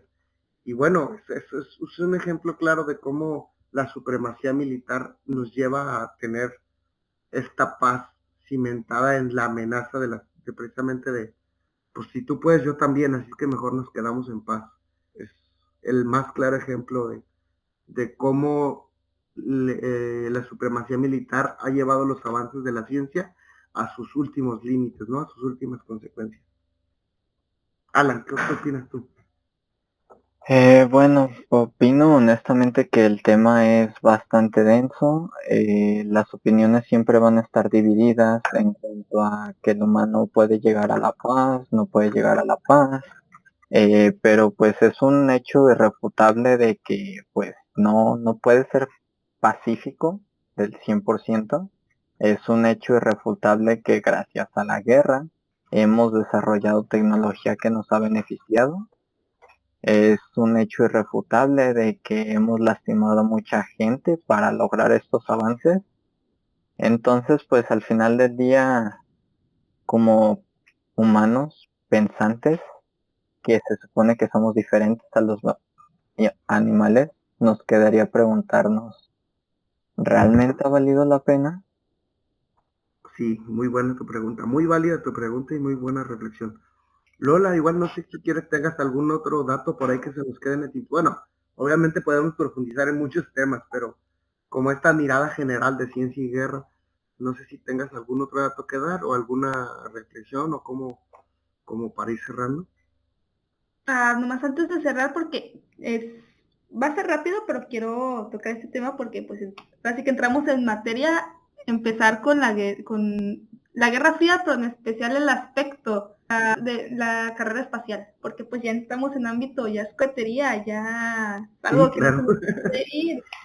Y creo que es importante que pasamos de los nazis del B2 a cómo estas dos potencias, como dices, prácticamente se la estaban midiendo, por así decirlo. Era como de, mira, mijo, yo soy más que tú en todo y yo mando primero al espacio y yo llego primero, yo mando al primer perro, yo mando al primer humano. Todo eso, todo es, creo que de cohetería y en aeroespacial fue la época que más se floreció. Y pues no me gustaría irme sin hablar de esos avances. No sé Ajá, qué sí. les... Sí, claro, adelante. Digo, para ayudarte con ese tema, a mí me llama la atención cómo el primer satélite, gracias a esta guerra espacial, es el Sputnik, ¿no? Ruso, y luego está el Vanguard de Estados Unidos, y luego después, gracias, o sea, ahí va la carrerita, cuéntanos, Lola. Es un tema interesante. Pues sí, como dices, empezamos con los primeros, pues como decimos, después de la Segunda Guerra Mundial, se crea la URSS, la Unión de Repúblicas Soviet- Soviéticas Socialistas, creo Ajá, que son. Y pues está Estados Unidos del otro lado, se reparten a los científicos y pues ahí está un conflicto que no se quiere, que no quieren, por así decirlo, cuajar, porque acaba de haber una guerra, ya se firmaron tratados de paz y todo eso, y pues empiezan con armas, como a crear armas para decir, mira, yo, como tú dices, así como de yo puedo más y aguas porque en donde te muevas de más, valiste, porque yo tengo armas. Y también empezaron, que empieza la Guerra Fría, como dices, con el lanzamiento del Sputnik, y es como es Rusia diciéndole a Estados Unidos, ves, yo puedo llegar hasta el espacio con mis armas, tú que puedes.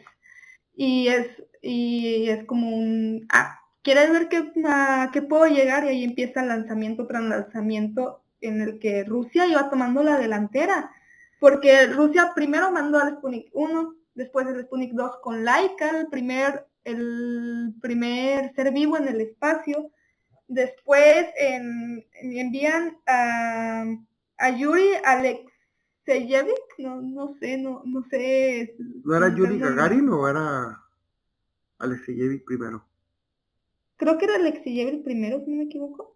Ajá, Sí, es el Alexeyev en el Vostok 1, el sí, primer hombre en el espacio, y después a Valentina Tereshkovska en el ajá, Vostok 6 como la primera mujer en el espacio. Se puede decirle, les estaban llevando la ventaja muchísimo a Estados Unidos, lo que era Rusia, porque Rusia también, bueno, la URSS, ya que después se redividiría en Rusia y Ucrania y no sé qué otros, también tenían unas mentes brillantísimas, y si eso le agregamos a los alemanes que se llevaron, tenían todas las de ganar y casi todos sus recursos se lo estaban dando a la carrera espacial.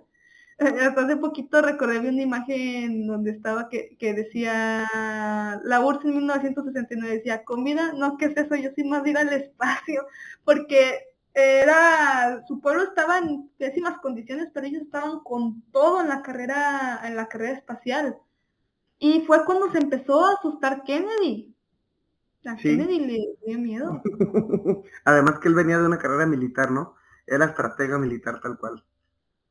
Y sí, y luego fue como de, pues, ¿qué nos están ganando estos morros? Estos morros no tienen ni para comer y nos están ganando en la carrera espacial. Ellos ya mandaron un satélite, ya mandaron un perro, ya mandaron a una mujer y un hombre al espacio y nosotros no hemos enviado casi nada. Ellos mandaron al primer chimpancé, no me Ajá, acuerdo cómo se llamaba el chimpancé, pero mandaron al primer chimpancé al espacio. ajá. Pero sí, no estaban haciendo mucho, no le estaban dando batalla, por así decirlo, a la URSS.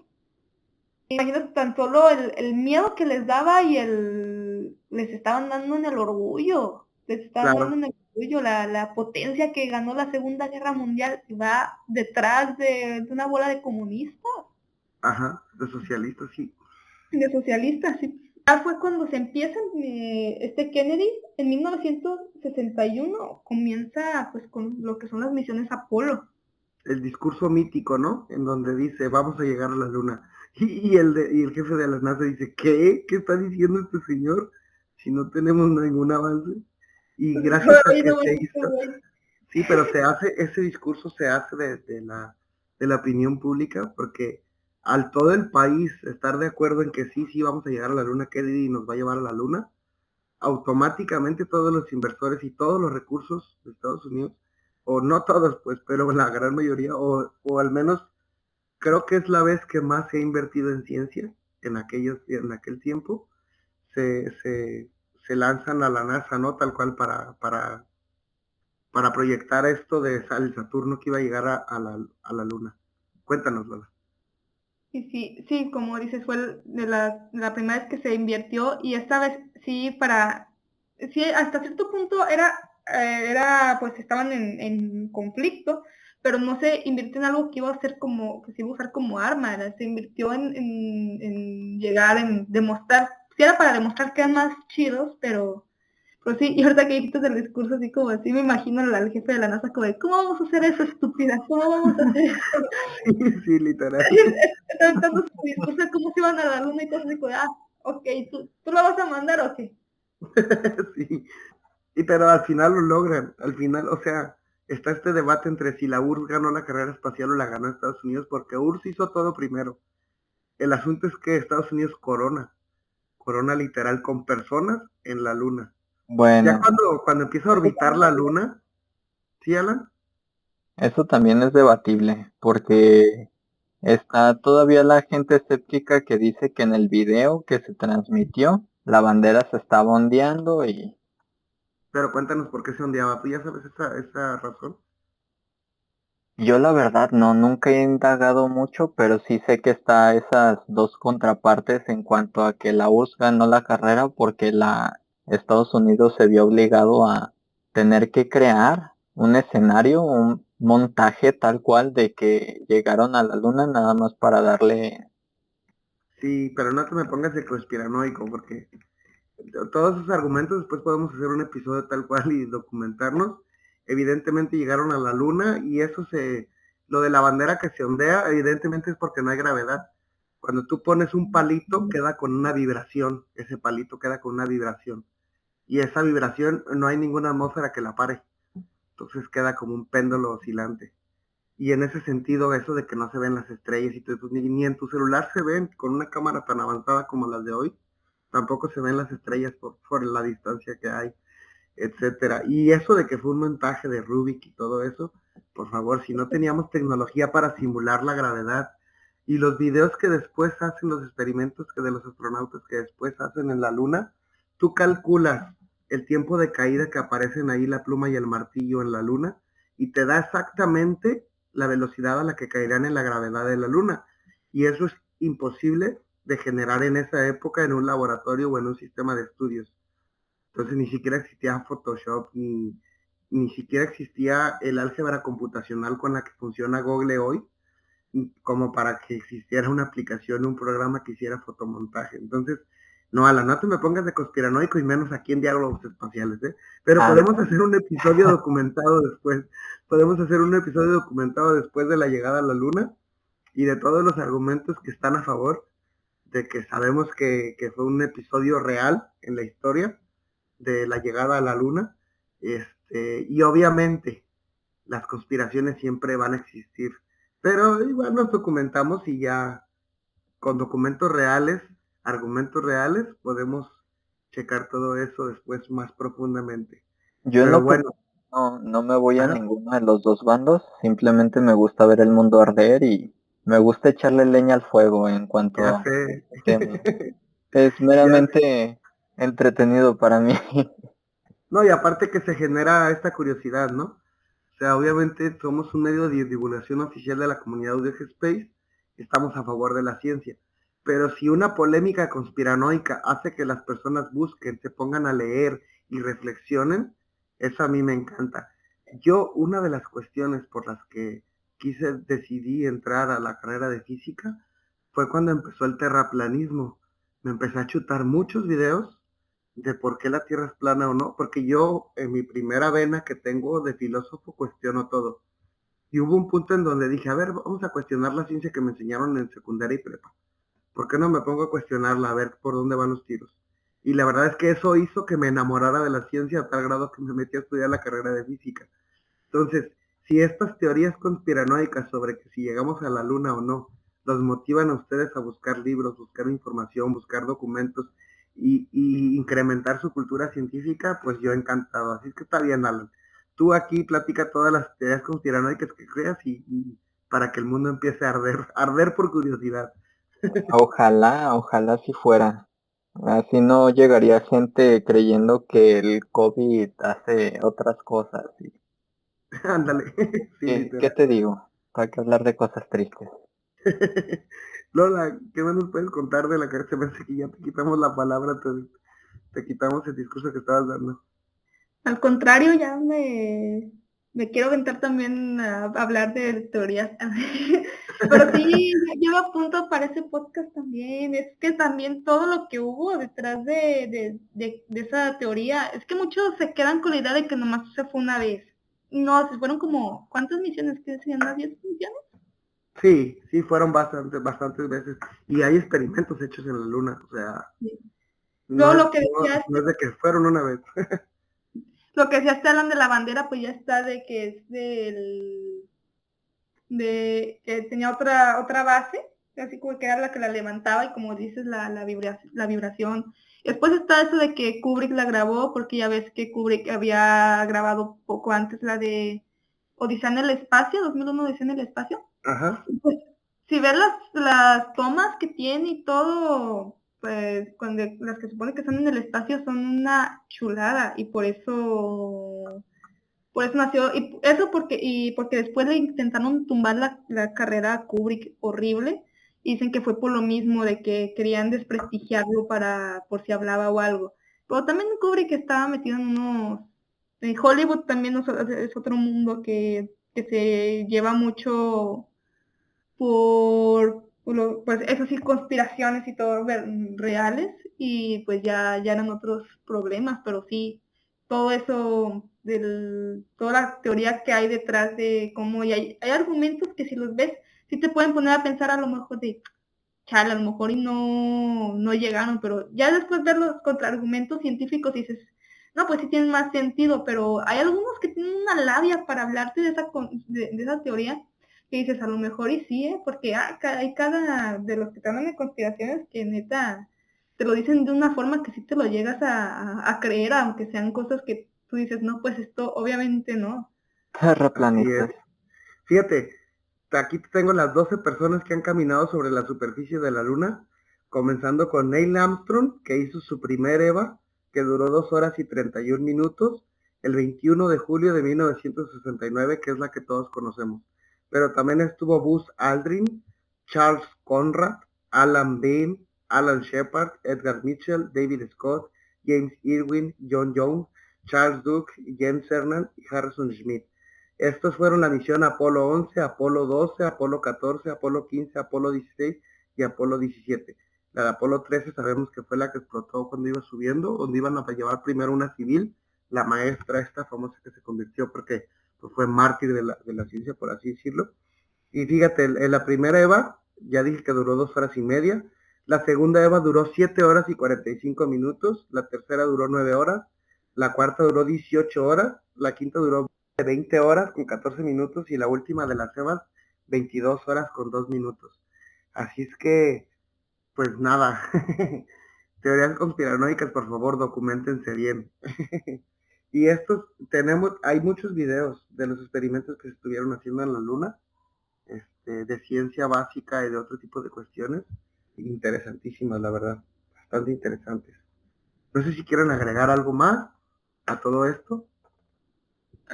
Pues yo pienso que ya nomás como para concluir lo que era la carrera, pues ya, te digo, ya se le cumplió a Kennedy, se le cumplió el llegar a la luna como dices. Y ahorita que nomás me acordé algo bien random de que estás diciendo los astronautas, el pobre Michael Collins, que estar tan cerca de la luna y no pisarla. Ya que se quedó en un centro de mando, ¿no? Arriba. Sí, Que de todos modos ya es un lujo, ¿no? Estar ahí, dejar a tus compañeros. O sea, les di right a mis compañeros a la luna, ¿no? Todos es un lujo. Pero sí, me acordé, pero te digo, ya siguiendo para no alargar más, porque ya nos fuimos por teorías, empezamos con guerra y ejército y ya estamos hablando de conspiraciones.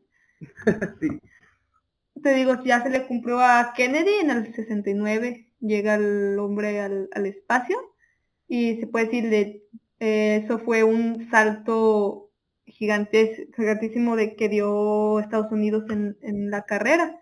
Ya prácticamente tomó la delantera, porque pues ya llegar a la luna ya no más era en el espacio, ya estaban pisando el satélite natural de la Tierra, lo más cercano a la Tierra, el objeto astronómico más cercano a la Tierra.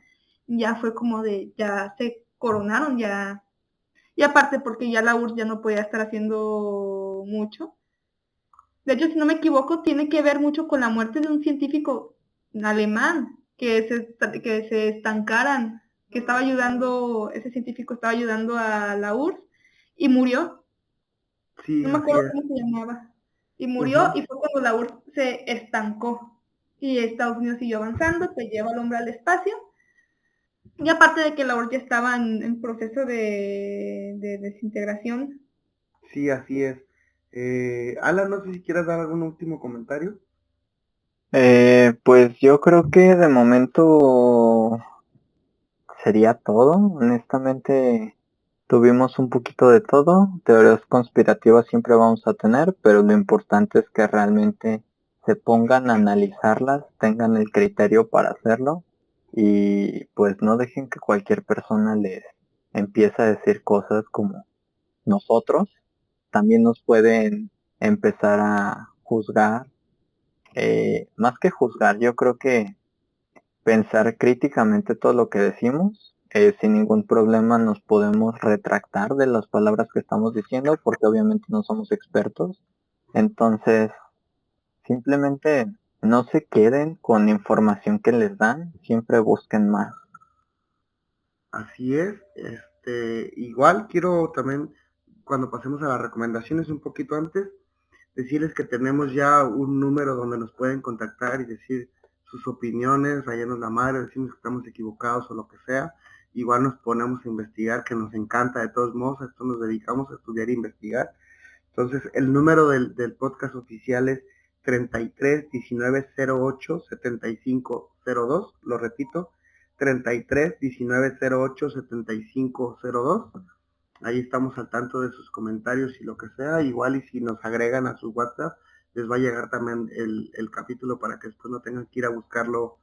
Y si no, pues todos suscríbanse y denle a la campanita para que les aparezca a ustedes también al instante. Yo recomendaciones, yo creo que voy a recomendar un libro que escribió Neil deGrasse Tyson, se llama Ciencia y Guerra, por ahí anda en Amazon.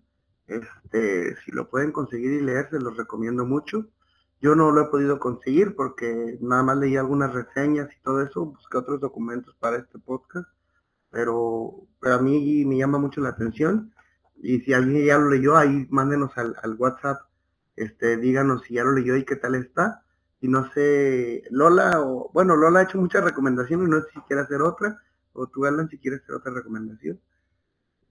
Yo creo que con las recomendaciones de Lola tengo por este podcast, la verdad. Ok. Lola, ¿tú quieres hacer más recomendaciones? Pues sí, yo Dale, sí, dale, yo dale. me la paso viendo documentales y eso. A lo mejor libros no tanto porque yo no soy mucho así como yo creo que mi forma de aprendizaje es más como visual, así que les voy a recomendar un programa que se llama El lado oscuro de la ciencia de Nat Geo. Ajá. Y pues ahí hay mucho, de ahí saqué muchos de los experimentos y porque habla un poco de, pues, de lo que estábamos hablando, de eso de que muchas veces la ciencia se usa con otros fines, no siempre la ciencia la usamos lamentablemente para ayudar a la humanidad, a veces se usan con otros fines más, por así decirlo, malévolos. Y Ajá. ahí habla mucho de esos experimentos que se hacían, con qué fines se hacían y todo, y cómo después esos experimentos nos ayudan mucho a nosotros hoy en día, esos descubrimientos y todo. Y pues la verdad es un muy buen programa, y está muy entretenido, duran como 20 minutos el episodio, pero no lo sientes. ¿Me Y recuerdas tu nombre? también El lado oscuro de la ciencia. Y nomás como una pequeña reflexión ya para terminar, agregando un poco lo de que dijo Alan, de no se queden con nada, todo, cuestiónense todo, de quien venga y de donde venga, y así desde lo que decimos nosotros hasta lo que dice gente más importante como la NASA y todo cuestiónense porque todo puede estar equivocado. Y sobre lo que estábamos hablando de la historia, también, como les dije, quien no conoce su historia está condenado a repetirla, así que también investiguen mucho de historia, por más oscuros y por más tétricos y por más horribles que haya sido un episodio en la historia de la humanidad, siempre hay algo que sacar de ello y siempre hay avances en todo eso, por más que parezca que a veces retrocedemos todo, siempre hay algún avance, así que también investiguen. Aparte la historia es algo, es una disciplina hermosísima, es una materia hermosa, es chismecito también, así que investiguen todo y duden de todo. Genial. Y bueno, recuerden, nuestras redes sociales ahí están en la descripción del capítulo. Si este episodio les gustó, pues compártanlo con sus amigos. Si no les gustó, compártanlo con sus enemigos. ¿Quieren dar sus redes sociales aquí de una vez en el audio para que los sigan? Las mías son @alejandrosau. Lola. Pues yo en Insta como Lolo-PM1942. Ok, Alan. A mí me pueden encontrar como Alan Saúl o Alan Saúl 1573 en Instagram. Ok, genial. Y no se les olvide seguir las redes Diálogos Espaciales en Facebook, en Twitter, en Instagram, también a la comunidad UDG Space, en Facebook, Twitter e Instagram. Y bueno, cuídense y nos escuchamos en el próximo episodio. Bye.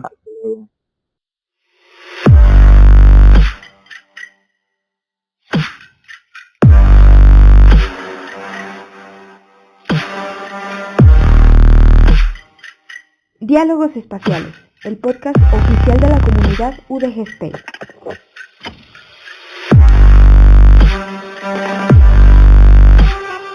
Aportando un granito de galaxia a tu conocimiento.